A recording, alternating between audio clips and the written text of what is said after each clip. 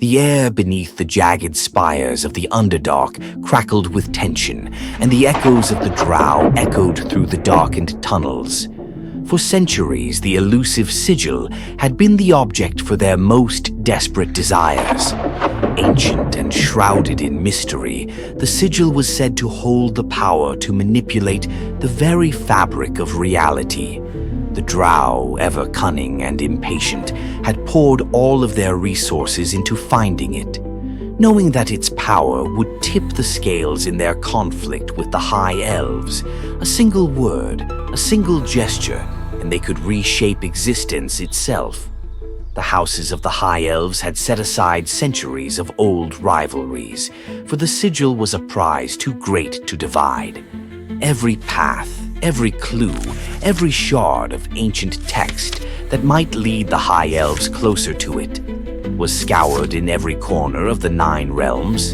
In the castle of Queen Lysandra, in the shimmering spires of the High Elves, the drums of war echoed across the elven world. From the tallest tower in the Sunlight Citadel, Queen Lysandra gazed out upon her lands, eyes narrowed. The High Elves had often prided themselves on their peace and isolation, but the winds of war had begun to tear at their borders. Chancellor Phalar had seized control of the drow armies and was marching on her walls. It was in this moment that Lysandra knew she had to escape her fate, and why she had spent the last 2 decades searching for the sigil. Her mages had found it, but it was in a realm they were not familiar with. As it seems, an ancient darkness had kept it from the prying eyes of all sorts of jealous deities. Lysandra knew that if she left her world behind, the High Elves would lose everything.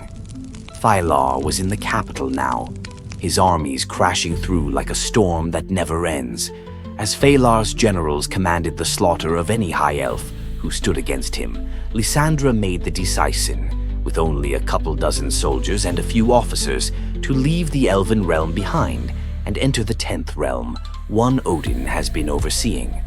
Through a darkened portal, they all jumped through. However, they left behind the most priceless of possessions, the coveted research into the 10th realm and the sigil's whereabouts.